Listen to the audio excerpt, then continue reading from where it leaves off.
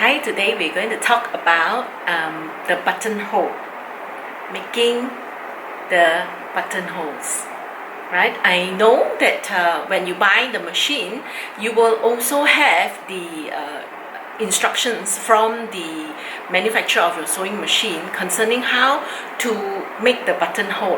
But I'm going to give you some other details about buttonhole that you can making the buttonhole that you might want to look into. For example, I'm going to show how do you treat the fabric. You see, when fabric is like that and you make the buttonhole, eventually when we make a buttonhole, if it is a functional buttonhole, we will also be cutting a hole inside the buttonhole so that the button can go through.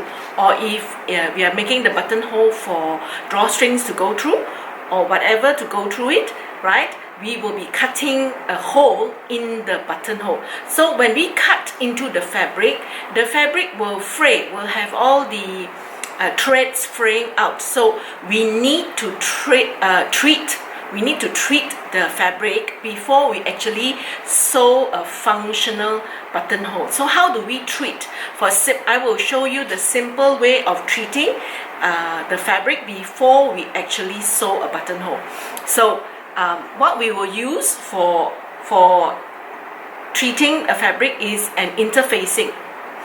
We will iron on an interfacing onto your fabric so that it will hold the hole when we cut through, and then the fabric won't be so fragile and with so much thread jutting out. Yeah. So for the tool we will need to sew the buttonhole. We will of course need your buttonhole foot. Different machines have different looking buttonholes. Some machines are 4-step buttonholes, some machines are 1-step buttonhole. Today I'm going to show you, of course, if it is a 1-step buttonhole, it is very simple, as in the machine will actually move the 4 sides. You see, for the buttonhole there are 4 sides. Yeah, 1, 2, 3, 4. You will go around 1, 2, 3, 4 this way there. So that's why it's 4 steps. Right? So for 1-step buttonhole, they will automatically move themselves to do. So the shorter side of the buttonhole, this end and the top end, it's called the bar tab, where actually your fabric will not be moving. You're sewing on the same spot.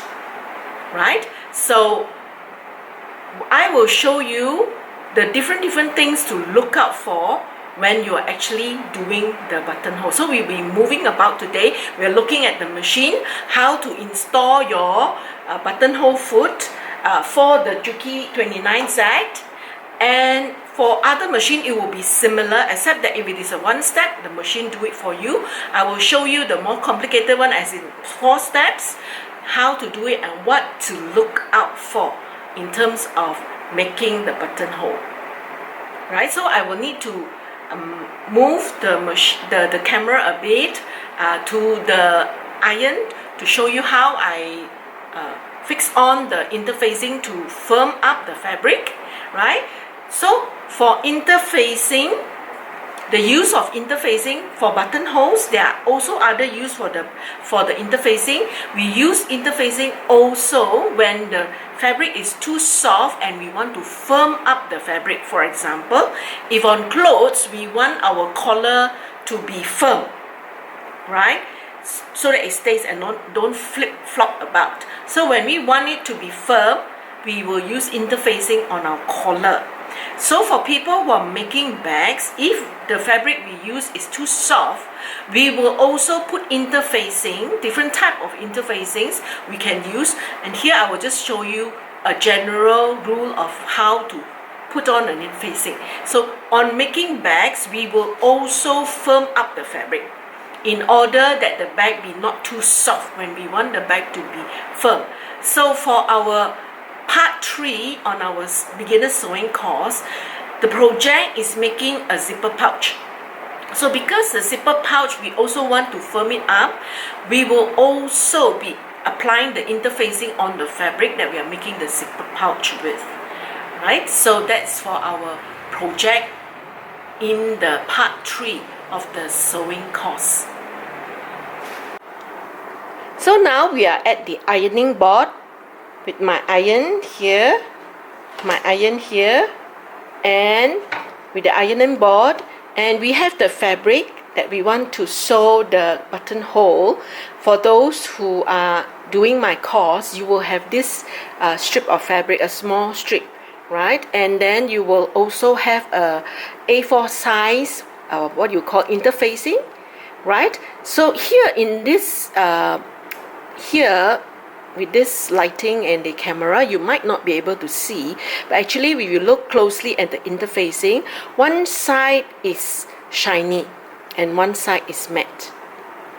So for me, this is the shiny side. Why is the shiny side? Interfacing actually has glue on one side so that you can glue on the interfacing onto your fabric. So to apply the interfacing on the fabric, I recommend to use the interfacing, because what we want to do when applying is that we want to melt the glue so that, right, so that the glue will glue this interfacing onto the fabric. So this is the fabric, the glue side, what I'll do is the glue side onto your fabric, right? And this is very important, because if you have the glue side facing up and you apply your iron on it, all the glue is going to stick to iron, and that will be a problem cleaning up, right? So make sure you don't make this mistake. Make sure that you are not ironing on the glue part. So I have placed the glue side, the shiny part where the glue is, onto my fabric. This is my fabric, glue side onto my fabric, and I'm going to put my iron on top. So one of the things to do when we apply the interfacing is that we don't need to keep on moving the iron. No need. We just apply it like this, one time here, maybe one time here. Give it a few minutes so that the glue is melted. So when we put on the interfacing and with the iron, we normally need a bit of a patience to be able to wait. So we just put on the iron, wait a while, put on the iron, wait a while, right? So once it has glued on, turn it to the other side just to check your fabric and iron your fabric so that the fabric is smooth. That's how you apply interfacing. I'm going to move on to the sewing machine, and I will show you how to put on the buttonhole presser foot on your machine. And I will be back.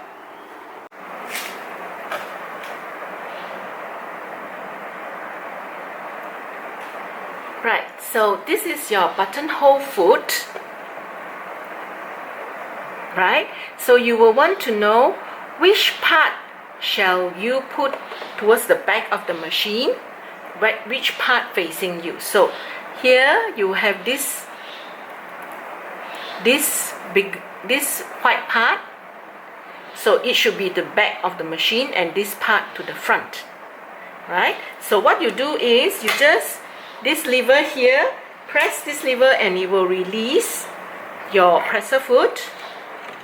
Right, pick up the presser foot, and then there is one bar here. If you can see here, there is a bar. You need the presser foot to catch this bar. So put and lift. Let me lift the needle higher.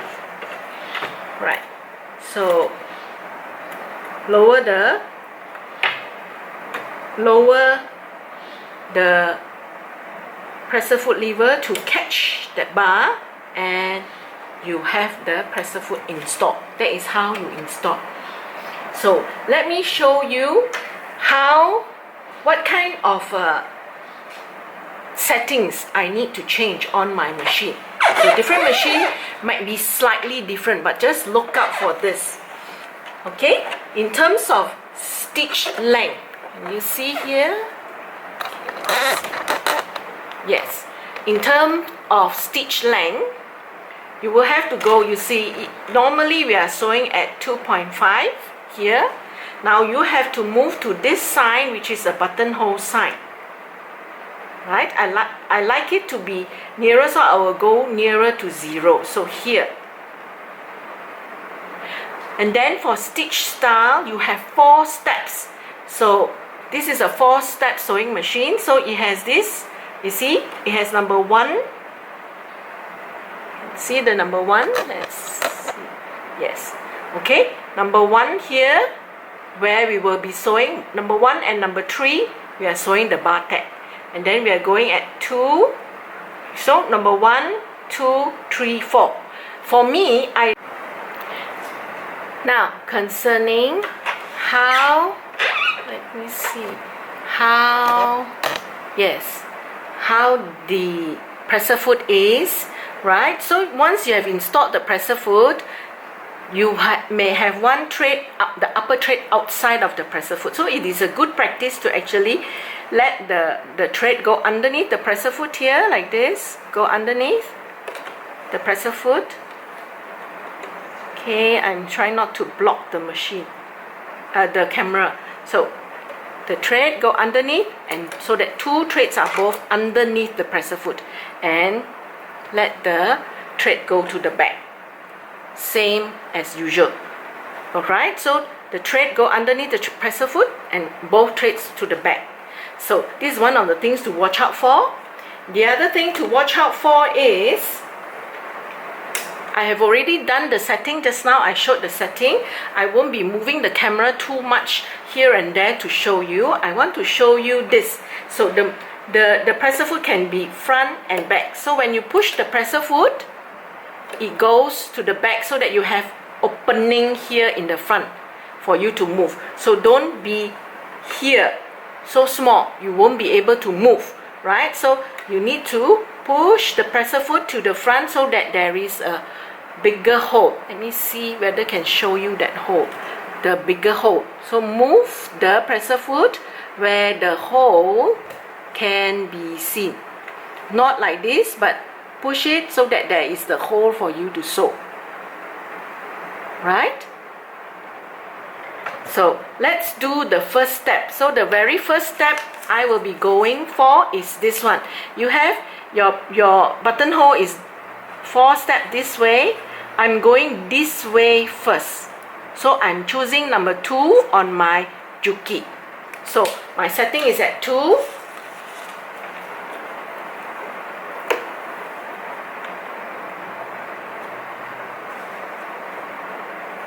Okay, so presser foot down,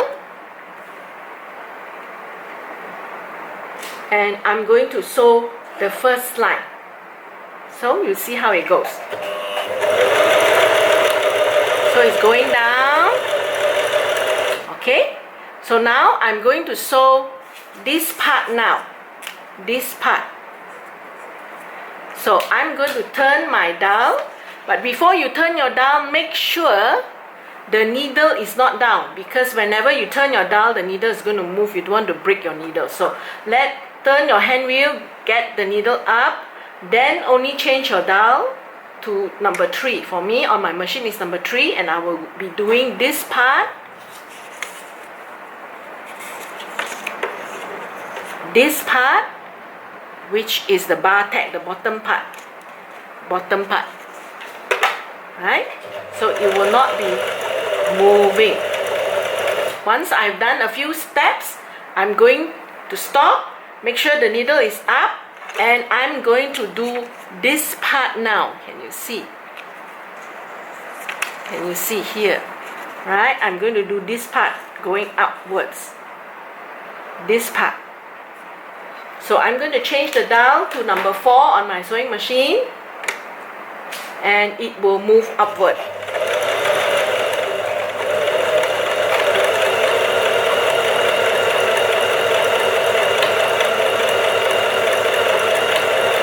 Until I see the starting where I started off, I will stop. Now I need to do the top bar tag. Right? So my needle is up. I'm going to change my dal again and go. Okay. Now I'm not very happy with the first time when I'm going down. It's not close enough, so I'm going down this part one more time. So I'm going to change my dal and change to 2 and go down that path again.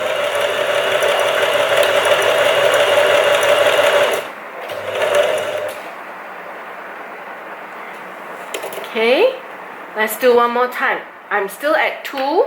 This side, I'm doing at this side. Can you see? This way. This way. Can you see? Right, so here I'm doing this side first. So again, I need to push the thing down so that it is able to move.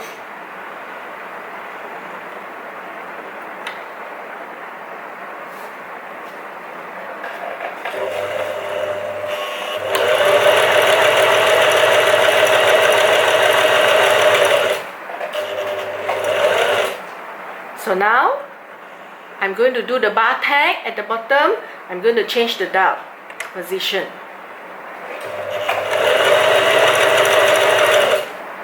And then needle up, then change the position.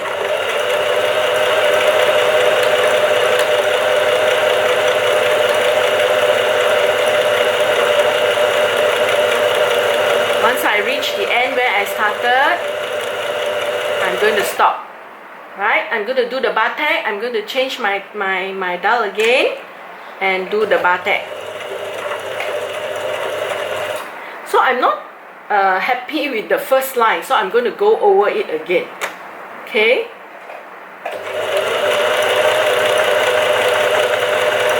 So it becomes a 5 steps because I'm not happy with it. So you can always do it again. So now, let's take out scissors. I prefer to use scissors than the cutter on the machine.